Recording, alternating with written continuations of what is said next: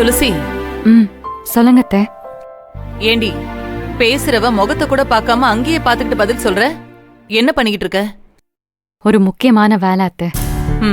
இந்த சிகப்பு கலர் நூல் தீந்து போச்சு, அன்பு ரூம்ல இருக்கும், போய் எடுத்துட்டு வா. என்னது? இந்த சிகப்பு கலர் நூல் அன்பு ரூம்ல இருக்கும், போய் எடுத்துட்டு வான்னு சொன்னேன்.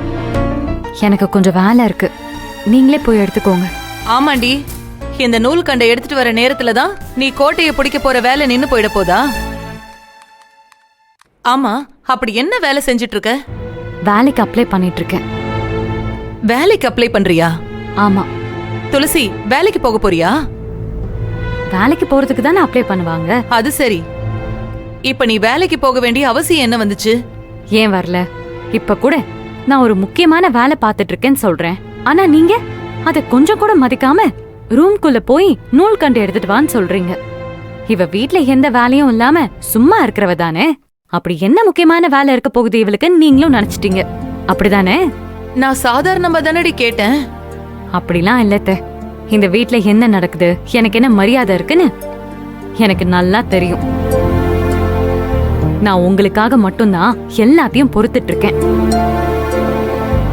சும்மா தண்ட சோறு வெட்டி ஆபீசர்னு பேர் வச்சு என்ன கிண்டல் பண்றாங்க எல்லாரும்.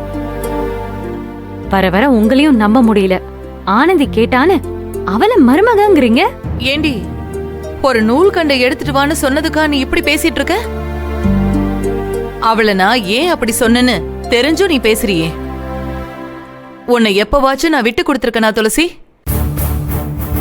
நீ வேலைக்கெல்லாம் போக வேண்டாம், உன்னை யாரும் எதுவும் சொல்லாம நான் பாத்துக்கிறேன். பரவாயில்லத்த, எனக்காக நீங்க அன்பு மாமா யாருன்னு கேட்டலாம் சண்டை போட வேண்டாம். வேலைக்கு போறது ஒன்னும் தப்பில்லையே. படிச்ச படிப்பும் ஏன் வேஸ்டா போகணும்? அதுவும் சரிதான். பொம்பளை பிள்ளைங்க சொந்த கால்ல நிக்கிறது என்னைக்குமே நல்லதுதான். ஆனா அதுக்காக ஒரு நூல் கண்டை எடுத்து தர மாட்டியா நீ? அத்தை, அது வேற எங்கேயாவது இருந்ததுன்னா உங்களுக்கு உடனே எடுத்து கொடுத்துருப்பேன். ஆனா அது அன்பு மாமா ரூம்ல இருக்கே. நீங்க சொன்னீங்கன்னு நானும் போவேன். அப்புறம் அத காணும் இத காணும்னு அன்பு மாமா எதையாவது சொல்லுவாரு. நீங்களும் நீதி நேர்மை நியாயம்னு அவங்க பக்கம் தான் பேசுவீங்க. எனக்கு எதுக்கு வம்பு? இந்த வீட்ல நீ ஒருத்தி தான் என் பேச்ச கேட்டுட்டு இருந்த, இப்ப நீயும் கேட்க மாட்டேங்கிற. வேண்டாம், எனக்கு யாரும் எதுவும் செய்ய வேண்டாம். என் வேலைய நானே பாத்துக்கிறேன்.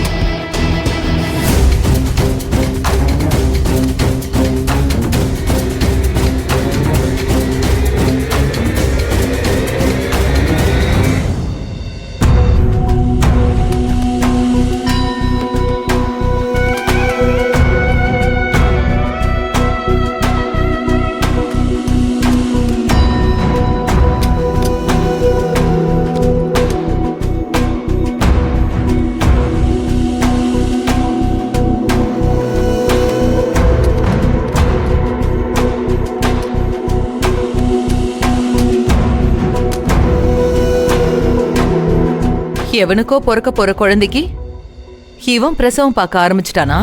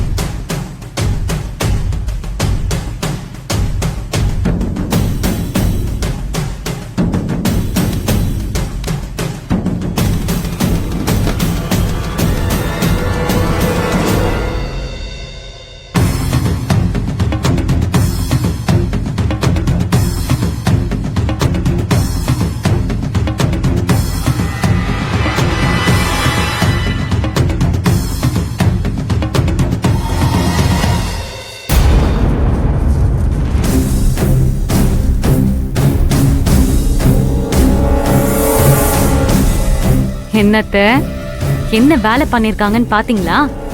இதுக்குதான் காலையில அவ்ளோ சீக்கிரமா ஆனந்திய கவர்மெண்ட் ஹாஸ்பிட்டலுக்கு கூட்டிட்டு போய் அவ பேரை பதிவு பண்ணி அவ வயித்துல வளர்ற குழந்தைக்கு அப்பா மாமா தானு அவர் பேரையும் பதிவு பண்ணி இது பாத்தீங்களா?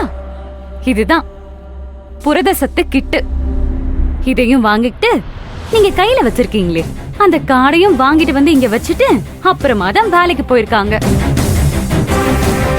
ஆனந்தி வயித்துல வளர்ற குழந்தைக்கு அப்பான்னு அன்பு மாமா சட்டப்பூர்வமா பதிவு பண்ணிட்டாரு. காலையில தான் அவங்க ஹாஸ்பிட்டல்ல இருந்து இங்க வந்துட்டு கம்பெனிக்கு போனாங்கல்ல, அப்பவே நான் பாத்துட்டேன்.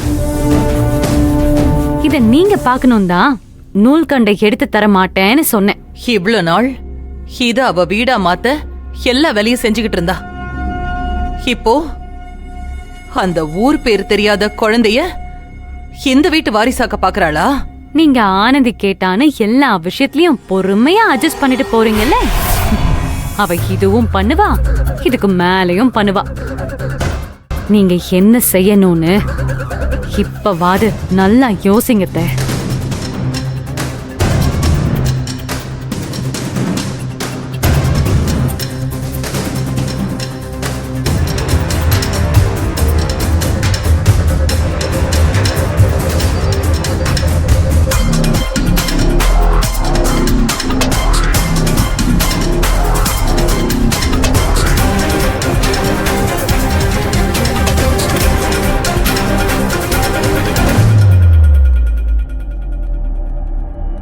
என்ன வெட்டி ஆபீசர் லேப்டாப்ல ஒர்க் பண்ணிட்டு இருக்க? இன்னும் கொஞ்ச நாள் தான் மாமா, அதுக்கப்புறம் நீ என்ன வெட்டி ஆபீசர்னு கூப்பிட முடியாது. ஏன்?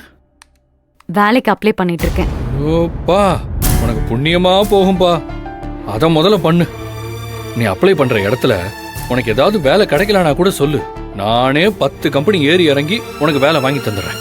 ஆனா ஒண்ணுமா, தயவு செஞ்சு இந்த வீட்டுக்குள்ள மட்டும் இருக்காத. ஏங்க, வீட்டுக்குள்ள இருக்காதனா அவ அப்புறம் எங்க போவா? எப்ப பாரு துளசியே ஏன் இப்படியே பேசுறிய? அப்ப கூட இது போய் தொலைய மாட்டேங்குதே.